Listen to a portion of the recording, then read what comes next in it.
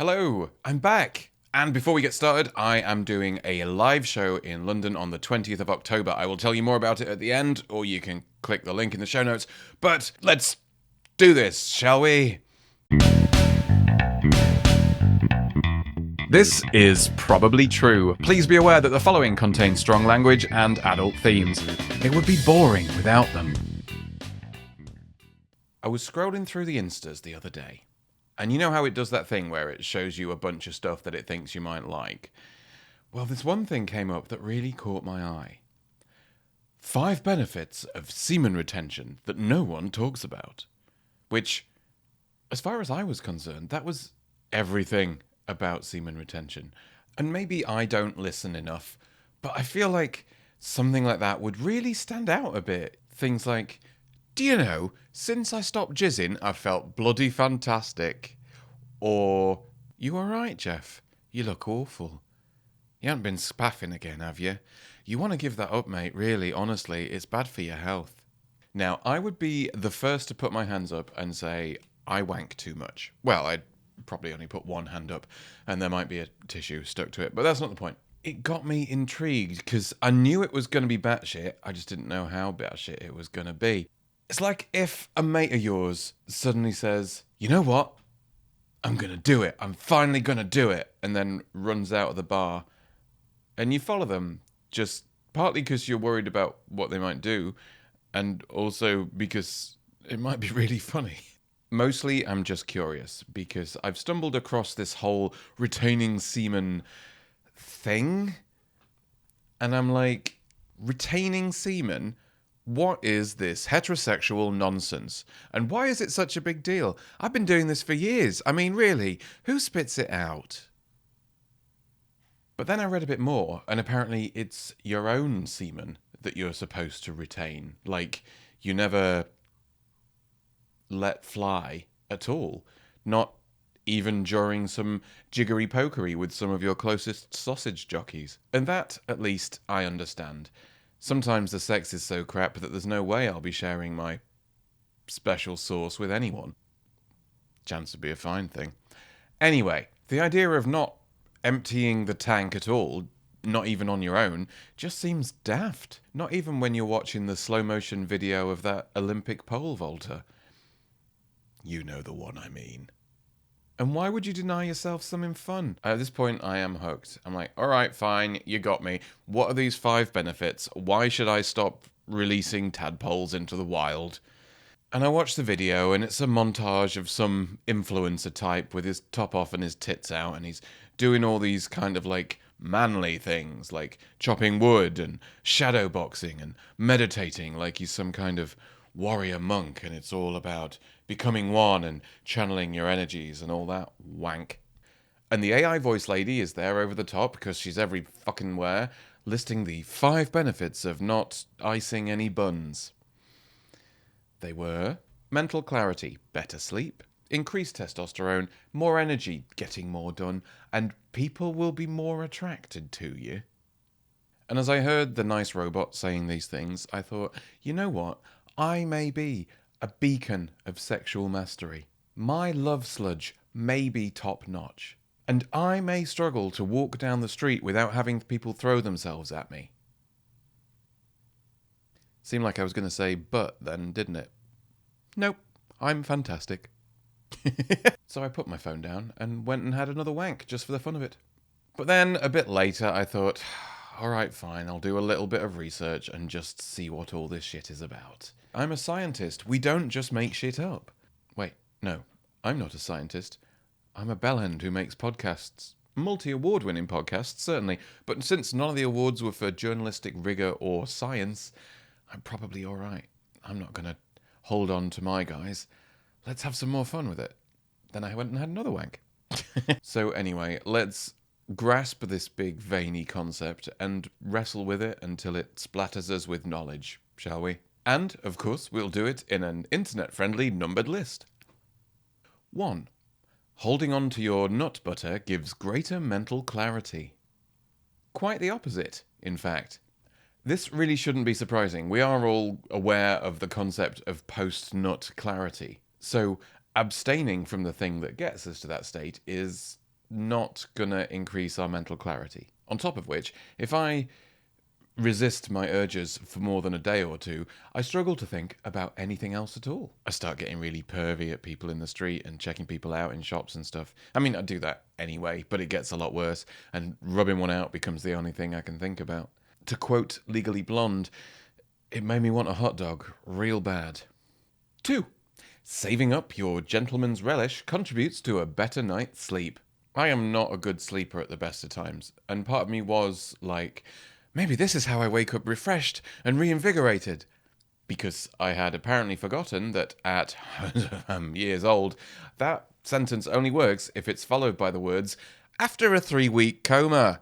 So no, I did not sleep better with something persistently nudging me and wanting attention. This was especially true in the middle of the night when I got up for an old person wee and was greeted with what can only be described as a raging throbber.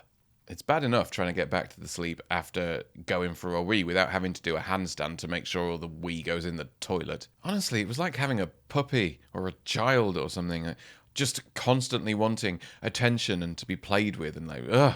Similarly, I started to worry that if I kept ignoring it, it was going to go away and would just never come back. 3. Storing your dong water gives you more energy and means you can get more done. Well, yeah. When I don't spend hours every day edging myself until I go cross-eyed, I do get more done, actually, yeah, funnily enough.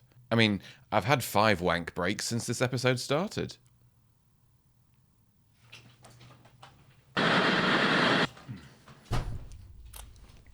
6. And yeah, if I physically couldn't get at my junk for a while, I'd probably be a lot more productive. I was tempted to get one of those kinky little cages and just lock everything away so that I had to go a full day without wanking like a chimp. But I can't look after the key myself, and I don't trust anyone else not to lose it immediately. What a fun conversation that would be to have with the emergency services as they cut me out of it. 4. Not shooting ropes increases your testosterone. The most annoying thing about this particular idea is that there is some evidence that withholding your trouser gravy for a week can slightly increase your testosterone. But if you keep doing it for more than a week, your testosterone levels will drop lower than they were originally. So there's your limit. If you're going to hold on to it, don't make it for more than a week. And there are actual ways to increase your testosterone if you want, if that's something that's important to you for some reason. But refusing to launch a snot rocket is not one of them. Funnily enough, they're all the boring things that everyone's supposed to do anyway, like eating well and getting enough sleep and not drinking too much and shit like that. But hey, why do any of the boring, healthy things when you could do something weird and pointless instead? I've heard people say that it increases your sperm count, but that is literally bollocks. Sperm cells live for about 2 days, and then they die and are reabsorbed by your body to become other things. That's just how your body works. They don't sit there slowly getting crammed in more and more like commuters on a rush hour train. Besides, even if holding back your funk chutney does increase your sperm count, why are you doing that? We don't need more people. Look around, they're everywhere. Do the earth a favour and have a wank. And 5. Never manifesting erectoplasm makes people more attracted to you. How? How would that even work? The theory is that as you resist your base animal urges, you rise above it. You gain mastery over your energies, and then you can channel those energies into more productive and enlightened ways of, oh, I'm sorry, I don't know why my hand started making that gesture. This is the stupidest one of the lot, I think, because, as anyone who's ever actually had an orgasm will tell you, you tend to feel more chilled out and relaxed and generally happier after you've scored a bullseye with your liquid love dart. Urethra Franklin even sang a song about it. What a difference a lay makes. Something like that. So to suddenly claim that despite everyone's lived experience, you'll feel a lot better if you don't spread your love butter on some hot toasted crumpet, is just mental. When I personally have gone without let me phrase it properly. When I have been channeling my energies and gaining mastery over my base urges, I tend to get a little bit tetchy. And what could be sexier to other people than the eye twitch and the throbbing vein of a possible serial killer. How could anyone resist the kind of highly strung individual that might kill you for saying things like irregardless or top bants or breathing? I don't know about you, but nothing gets my juices flowing like not knowing if he's going to shag me or rip my knob off and beat me to death with the wet end. Also, what's the point of becoming more attractive to people if it's all based on not touching your jumble chunks? Your physical appearance is utterly revolting and you're a complete dickhead I can't stand to be around, but there's something about you. Do me. Right now. Tempt me not with your spicy words. I've spent 3 months keeping my team on the bench. I can't let go of it now just for a quick roll in the hay with you, you harlot. Yes, I could have worked on myself in any number of ways and made myself actually more attractive, but hey, I'm weird. And this concludes my TED Talk on why holding on to things is not the best idea, unless you're holding on to it and kind of jiggling it around a bit. Anyway, the takeaways are as follows. Go for it.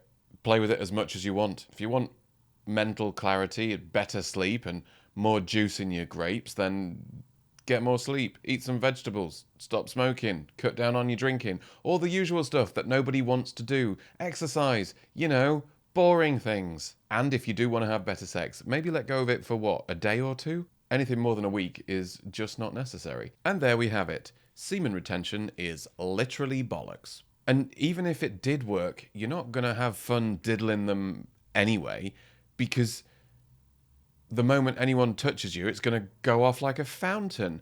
Unless your favourite sex move is the JFK. That's the one where you splatter all over them and they scream and try and get out of the car. That was Probably True, the LGBTQ+ storytelling project created to remind all of our queer siblings that we are none of us alone. If you liked it, then comment, share, subscribe, and join the Patreon. Or just tell all your friends. If you didn't like it, tell me. Come at me, bro. Okay, yes, Probably True has been invited by the Cheerful Earful podcast to be on stage for an hour live in London's glittering Balham on the 20th of October 2024. I'll be there talking rubbish, chatting away. I would love it if you could come too. There is a link in the show notes for where you can buy tickets. Do buy them quick because they are in hot demand, shall we say. It's very exciting. I'm looking forward to doing it and I would love to see you there. There's a link in the show notes, or go to the Probably True link tree, which is linktr.ee/probablytrue, and you can find all of my upcoming events there. Come on, be great to see you. And if you want to support me and can't make it, then just buy a ticket anyway. I don't mind performing to an empty room as long as I'm getting paid. Anyway, see you next week. Goodbye. I love you.